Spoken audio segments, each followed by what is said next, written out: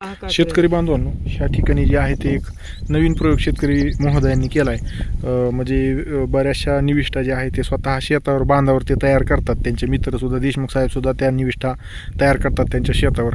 तर इथं ऊस शेतीमध्ये यांनी ऊसाचा रस किंवा ॲमिनो ॲसिड किंवा लाईम सल्फर घरच्या घरी तयार करून ते वापरतायत. तर काय त्यांचे निरीक्षण आहे थोडीशी आपण माहिती घेऊ.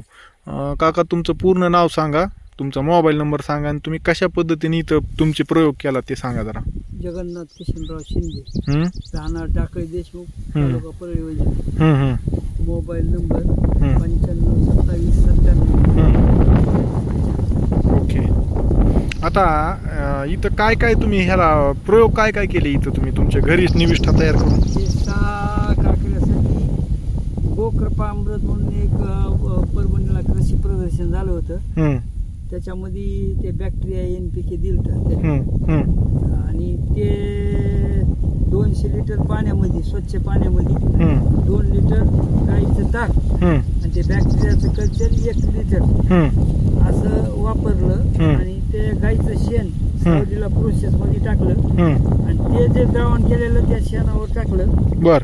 आणि ते 3 आठवड्यामध्ये त्याचा असा गांडूळ खतासारखा जे कंपोस्ट झाला, खत झाला, जीवाणू बॅक्टेरिया, ते ह्या 6 प्लॉटला 6 वळीला 3 कट्टे टाकला ते. बर. आणि त्याच्या चांगलं कुजलेलं होतं ना ते? चांगलं एकदम गांडूळ ह्युमिक सारखं झालं. ओके. बर. हा. आणि ते फक्त 6 पाण्याच्या पुढे असं पातळ पातळ टाकलं सगळीकडे. बर. जूनला आणि पाणी दिलं. बर. लागली लगेच. फक्त एवढीच प्रक्रिया ह्या 6 काकड्याला केलेली. बर. आणि 2 फवारण्या केल्या त्या बॅक्टेरिया कोणत्या?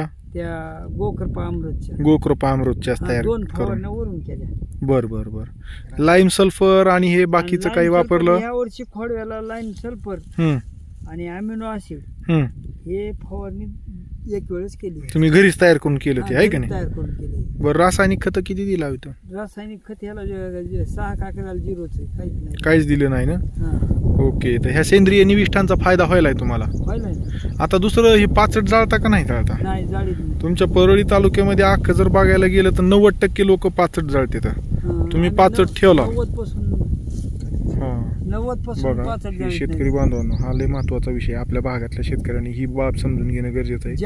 आपल्या परळी तालुक्यामध्ये सगळी लोक बघितलं तर सगळं पाचटच जाळीत येतं. पण आपल्या इथं असे पण काही प्रगतीशील शेतकरी येतं की आता हे नी तर पाचट पण ठेवलंय.